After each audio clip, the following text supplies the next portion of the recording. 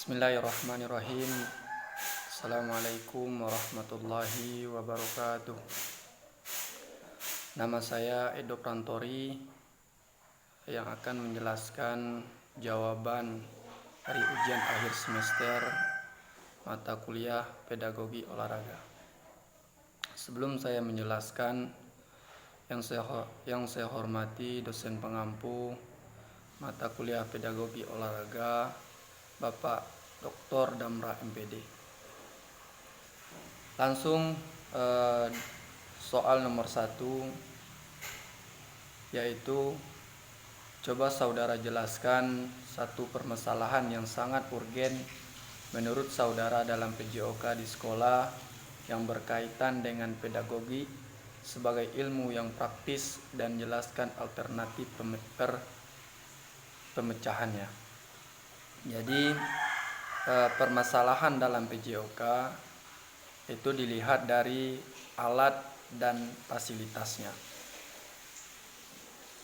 Di sekolah untuk melakukan praktek pembelajaran PJOK sangat didukung dengan sarana dan prasarana, sangat didukung dengan alat dan fasilitas, sehingga pembelajaran PJOK di sekolah berjalan dengan baik. Jadi permasalahan di sini kurangnya alat dan fasilitas yang digunakan sebagai media untuk melakukan pembelajaran PJOK, seperti bola, lapangan, dan alat olahraga lainnya.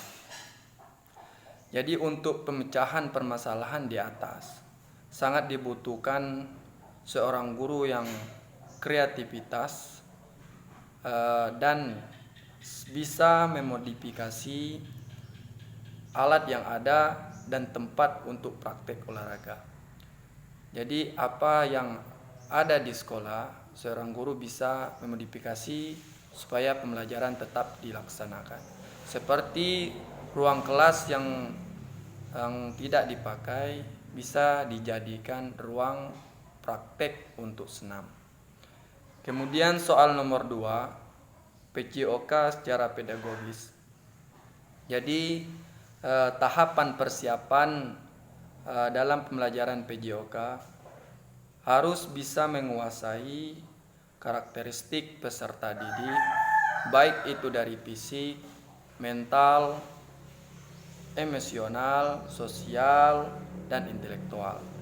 Sebagai contoh, seorang guru bisa menyiapkan peserta didik sebelum dilaksanakan pembelajaran di lapangan. Bisa menyiapkan baik itu dari memimpin doa, baik itu dari baris berbaris.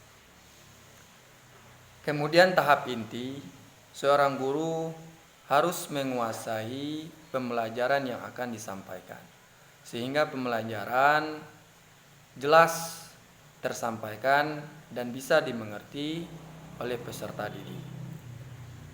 Kemudian tahap penutup.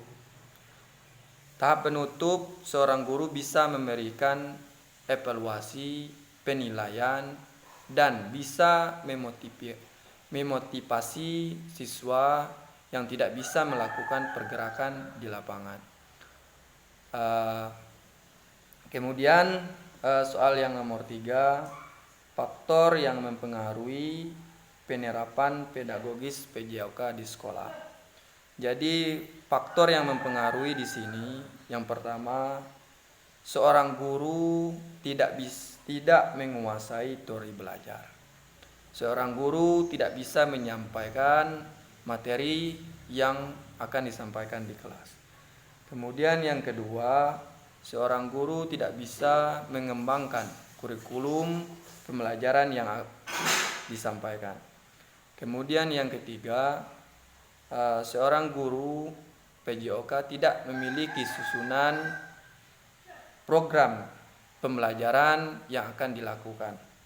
Kemudian pengaruh yang berikutnya, tidak profesional dalam melakukan pekerjaan.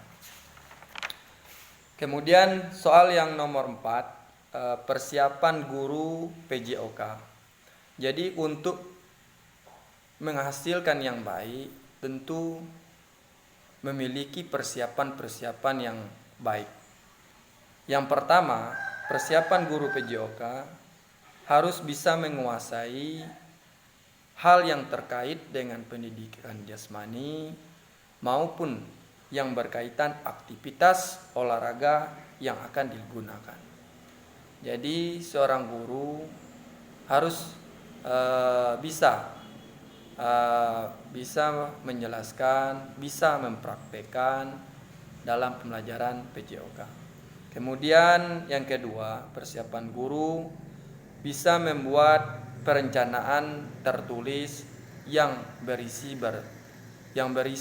dengan tujuan yang jelas. Kemudian yang ketiga, persiapan guru PJOK bisa memberikan motivasi kepada siswa yang tidak bisa melakukan gerakan di lapangan, sehingga siswa bisa terdorong, bisa semangat untuk melakukan, bisa mencoba sehingga siswa bisa melakukan gerakan yang sesuai dengan pembelajaran yang diberikan. Kemudian yang keempat, persiapan guru PJOK melakukan evaluasi setiap di akhir pembelajaran. Jadi sangat diperlukan mengevaluasi hasil belajar yang telah dilakukan. Harus bisa menciptakan tanya jawab apa yang permasalahan-permasalahan yang dilakukan di lapangan. Kemudian soal yang nomor 5, prinsip pembelajaran PJOK. Jadi prinsip pembelajaran PJOK di sini yaitu mengamati, menanya, mencari informasi dan mencoba. Jadi dalam pembelajaran PJOK harus bisa mengamati dengan serius, dengan mengamati dengan baik supaya paham apa yang harus dilakukan di lapangan. Kemudian bisa memberikan pertanyaan yang tidak dimengerti supaya bisa memudahkan problema-problema yang permasalahan di lapangan. Kemudian yang kedua, prinsip pembelajaran PJOK yaitu membentuk sikap, pengetahuan dan keterampilan. Jadi pembelajaran PJOK di sekolah tidak dituntut bisa mengetahui praktek ataupun bisa mengetahui menjawab pertanyaan-pertanyaan yang mengenai pengetahuan tentang PJOK di sekolah, tetapi juga bisa membimbing perilaku anak, mengubah sikap anak, bisa memiliki tanggung jawab, bisa memiliki kedisiplinan dalam pelajaran praktek di lapangan. Kemudian soal yang nomor 6, bagaimana pandangan saudara tentang PJOK di sekolah, khususnya di daerah saudara masing-masing. Jadi sekolah yang saya ambil di sini di SMP Negeri 4 Muara Bungo di Provinsi Jambi. Jadi persiapan dan pelaksanaan dan evaluasi yang dilakukan guru PJOK di sekolah sudah dilakukan dengan baik, sehingga guru-guru dalam PJOK di sekolah tersebut memiliki susunan pembelajaran dengan baik, memiliki tujuan program pembelajaran dengan baik, sehingga pembelajaran yang diajarkan memiliki tujuan yang baik. Jadi dampak dalam prestasi olahraga di sekolah tersebut memiliki ekstrakurikuler dalam cabang bola voli. Jadi dalam atlet bola voli di sekolah ini bisa mewakilkan atlet dari sekolah itu untuk mewakilkan di ajang pro-prov di Provinsi Jambi dalam cabang bola voli.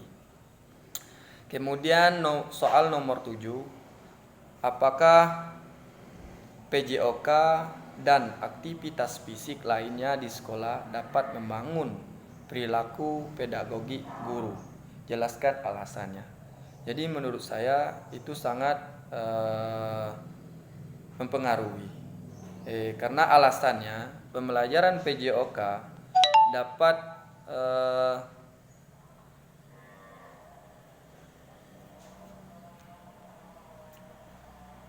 dalam pembelajaran PJOK dapat memudayakan perilaku hidup sehat dengan melakukan aktivitas fisik dan dapat melakukan perubahan perkembangan perilaku setiap peserta didik.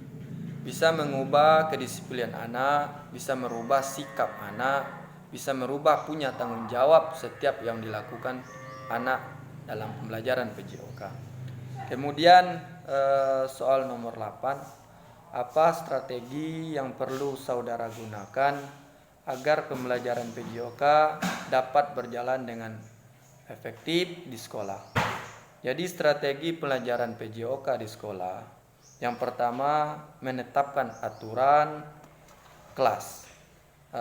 Jadi penetapan aturan kelas di sini yang dimaksud perjanjian seperti jam dimulainya pembelajaran. Kedisiplinan harus tepat waktu. Jika seorang siswa tidak tepat waktu, akan dikenakan hukum.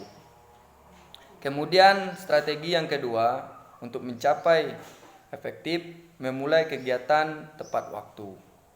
Memulai kegiatan pembelajaran setiap yang dilakukan harus dengan tepat waktu.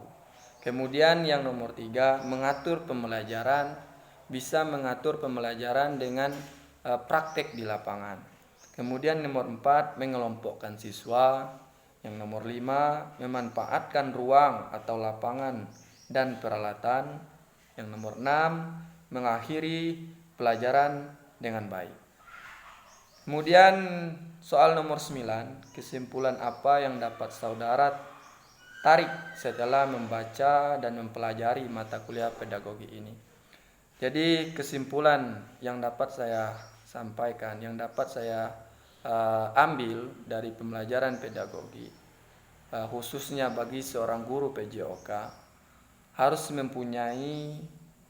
memiliki kompetisi pedagogi yang baik, harus memiliki kepribadian yang baik, harus memiliki jiwa sosial yang baik, dan harus memiliki jiwa profesional dalam bertugas.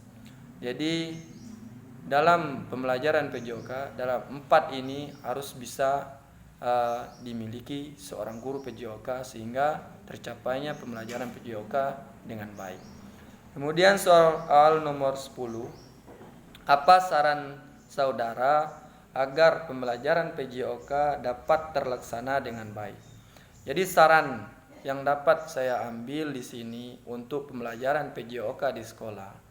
Yang pertama, seorang guru harus sesuai dengan jurusan yang diajarkan. Seorang guru PJOK harus sesuai dengan tamatan, dengan keahlian atau jurusan sesuai pendidikan olahraganya.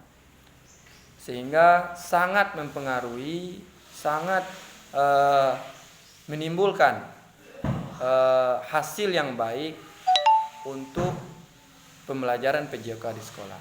Kemudian saran yang kedua, sarana dan prasarana di sekolah harus lengkap sehingga terlaksananya dengan baik pembelajaran praktik di lapangan dan tujuan pembelajaran PJOK bisa dikuasai oleh siswa di sekolah. Kemudian saran yang ketiga, jadwal pembelajaran PJOK di sekolah harus dimulai jam pertama. Jadi pembelajaran PJOK sebaiknya di sekolah itu dilakukan di jam pertama atau di pagi hari. Nah, jadi itulah penjelasan dari jawaban saya tentang pedagogi olahraga. Lebih dan kurang saya mohon maaf. Saya tutup. Assalamualaikum warahmatullahi wabarakatuh.